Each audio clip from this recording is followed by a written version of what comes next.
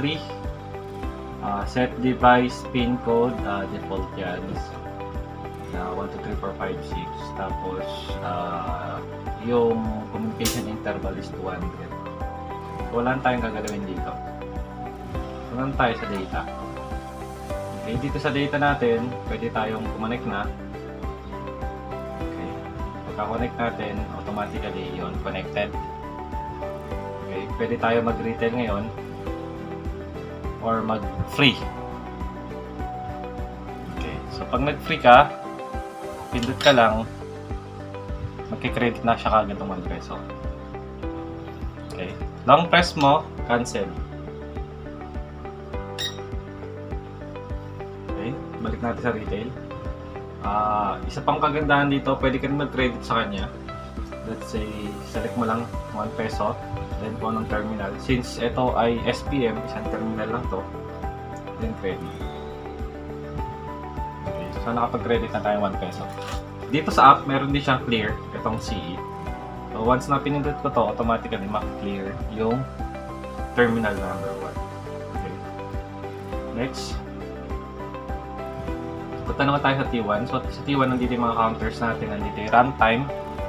Kung saan makikita natin gano'ng katagal na naka-open yung unit. Okay.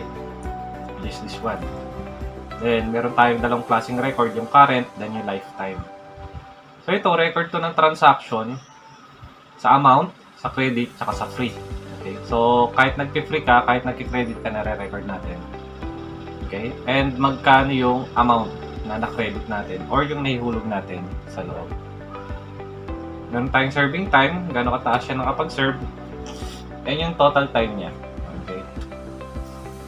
Nakalagay din dito kung magkano yung watt per hour, yung power consumption natin, watt hour natin, and yung equivalent niya na price. Okay, so yung mga parameters dito nakadepende yan sa T2. Okay, so ano yung T2? Nandito yung device pin natin. Pwede natin i-set, pwede natin baguhin yung device pin. Especially kung ayaw natin magpa-connecta ng ibang user. So next, meron tayong rate. Okay. So dito, try natin i-edit yung rate. So for now, nakaano dito yung 1 peso is equal to 30 seconds. Okay. So dito, sa rate natin, pwede natin baguhin yan. Pwede natin gawin 50 seconds for every 1 peso. So as you can see, nagbabago siya. Okay? Or pwede natin gawin na 60. Okay, set natin, which is equal to 1 minute. Okay? So pag sinet natin yan, so automatically nag-update na dito sa ano natin. Then select mo lang. Okay? Automatic na yung mag-start.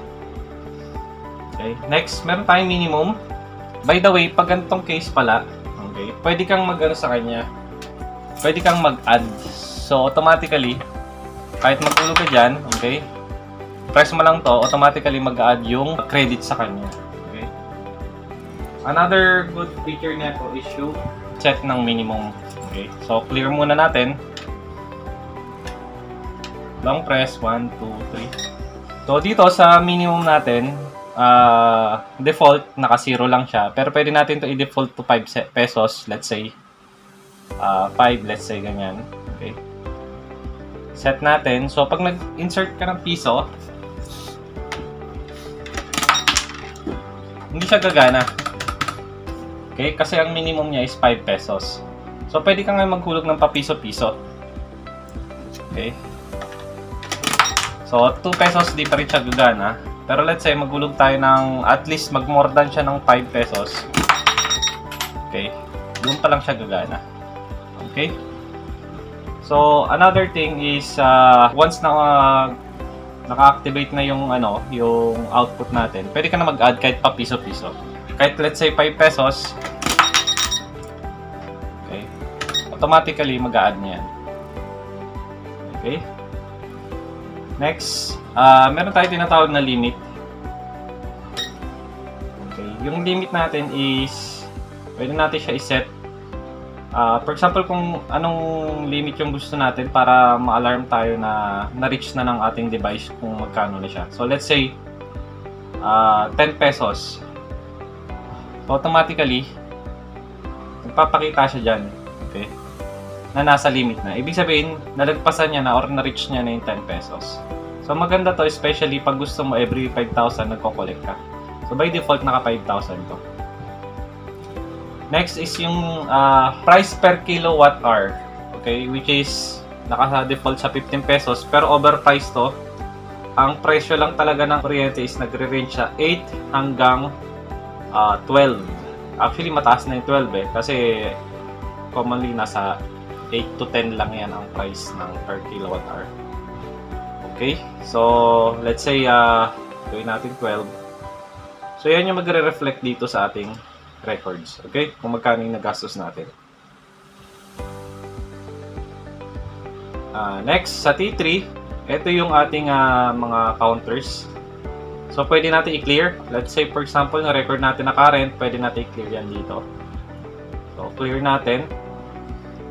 So balik tayo sa T1. As you can see, maki-clear lahat ng sa counter natin. Pero lifetime hindi. Okay.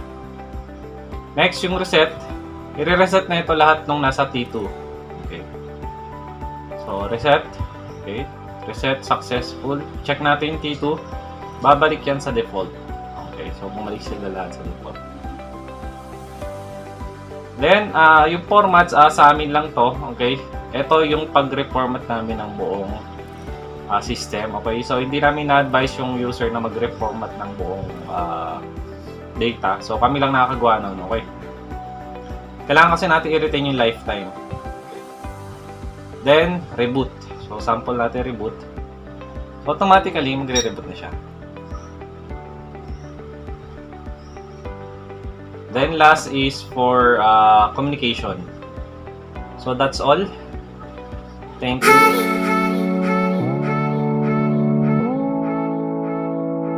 We'll be right back.